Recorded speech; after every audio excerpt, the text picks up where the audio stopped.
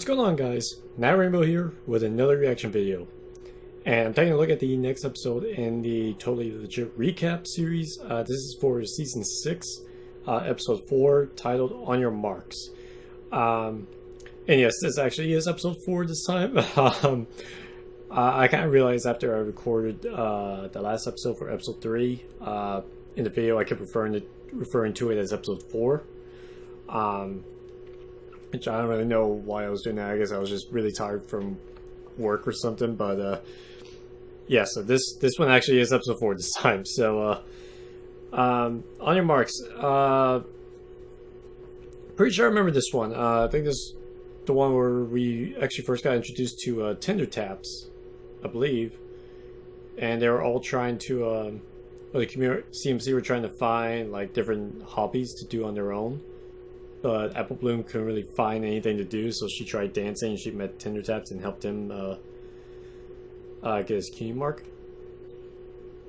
Which definitely wasn't a bad episode. I definitely enjoyed it. So definitely looking forward to seeing what weird thing he does for this one. The last one was just so... like it fit with how the episode went, but it was still so far out there that I'm kind of just excited to see how this one's gonna go. So let's go ahead and get this started and see what happens.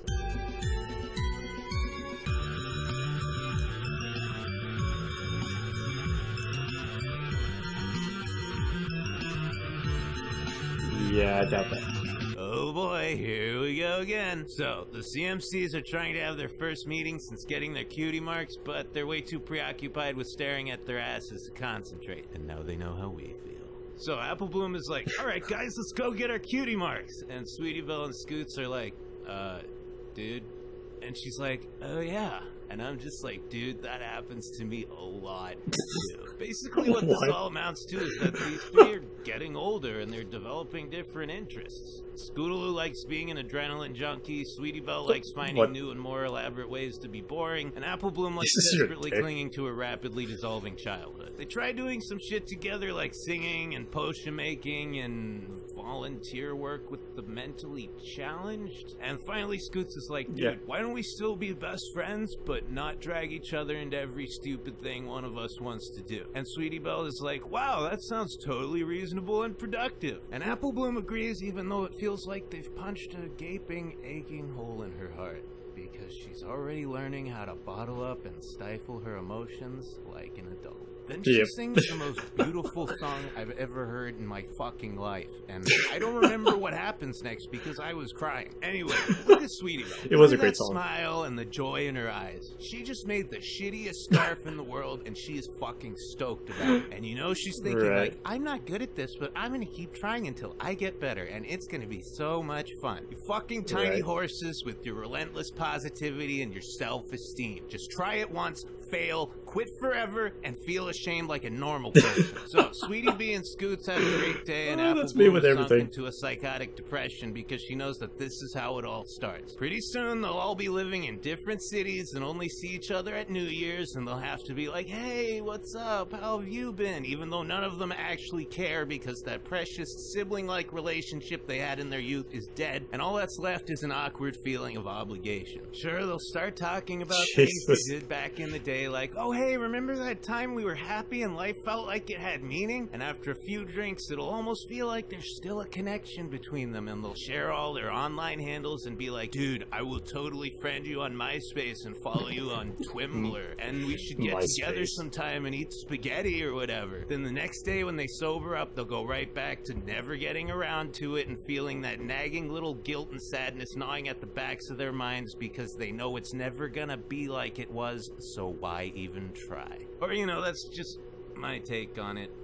Maybe she's thinking something else. I don't know. And so she's like, why do you guys hate me now? And Scoots is like, dude, we just want to have hobbies. What's the big deal? But I don't like change. Dude, Apple Bloom, life changes all the time and you just have to deal with it, you know? I mean, if you can't cope with change, your life is just going to be a waking nightmare of constant dread as you wonder whether or not today will be the one that shatters your fragile illusion of a status quo. You'll be a reclusive, nervous wreck of a person, and that kind of life's not worth living. Also, having hobbies is neat. Dude, I tried and I'm shit at everything except the stuff I already do. And Sweetie B is like, you don't have to be good at something to have fun. And I'm like, no, god damn it, Sweetie Belle, you don't have to be good at something to have fun. You have some weird inherent sense of self-worth and confidence. Normal people don't have that. If I'm not good at something, I fucking hate myself. Anyway, AB finally realizes that the world isn't black and white, and that when someone says, I'm busy, can we hang out later? It doesn't mean that they aren't your friend, it just means they're busy, but they want to hang out later. And that's actually a pretty damn appropriate revelation for someone who's like 12.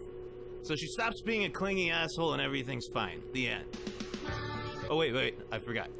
So earlier when I was busy sobbing into my TV dinner and chugging box wine, Apple Bloom met this asshole who's really good at dancing but is scared of doing it in front of people. And I'm like, dude, fuck you. If I was good at anything besides jacking off and drinking, I would totally do it in front of people. I mean, I do both those things in front of people constantly, but nobody likes it. Right, so the CMCs do what they do best and help give the dude confidence, follow his passion, and blah, blah, blah. He gets his cutie mark, and that's that. There's a common thread running throughout MLP that I, and I'm sure all of you, have noticed. Ponies who are good at something, but have failed to realize their full potential. This guy just needed some encouragement, and voila, he found his destiny.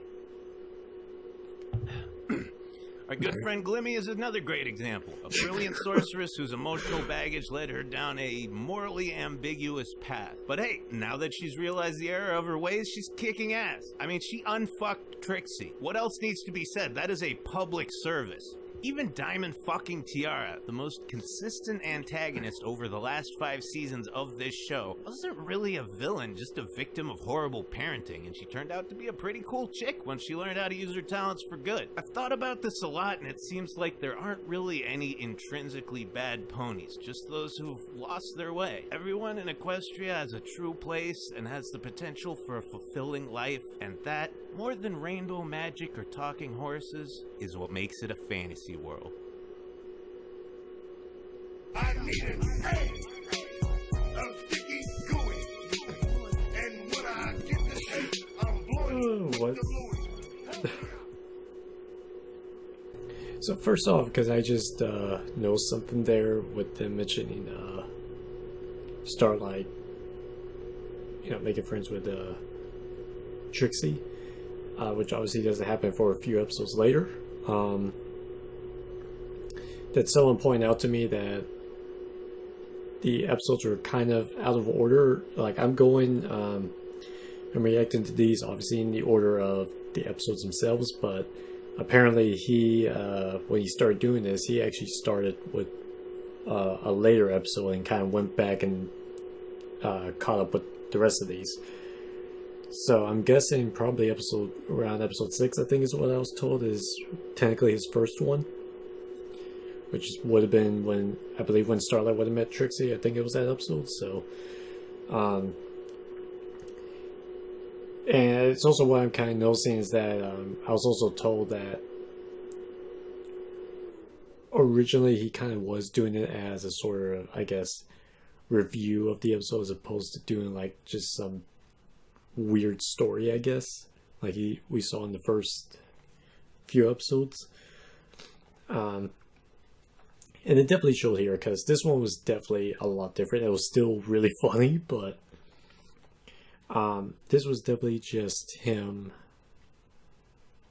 giving more of his review on the episode itself, but doing it in kind of a funny way, as opposed to just making up some really ridiculous story for it. But it's also kind of funny that like 90% of it was just him really talking about Apple Bloom, like how Apple Bloom was feeling left out and thinking like the friendship was going to end and all that, when it really wasn't, because they're still going to do stuff together. It's just they're also going to do their own stuff, which I mean makes sense, because that in a sense that is what the whole episode was about.